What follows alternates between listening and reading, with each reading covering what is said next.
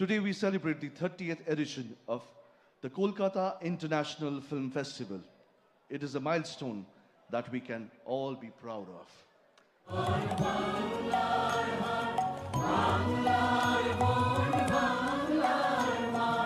শুরু হয়ে গেল ৩০তম কলকাতা আন্তর্জাতিক চলচ্চিত্র উৎসব। মুখ্যমন্ত্রী মমতা বন্দ্যোপাধ্যায়ের হাত ধরে সূচনা হল ৩০তম কলকাতা আন্তর্জাতিক চলচ্চিত্র উৎসবের।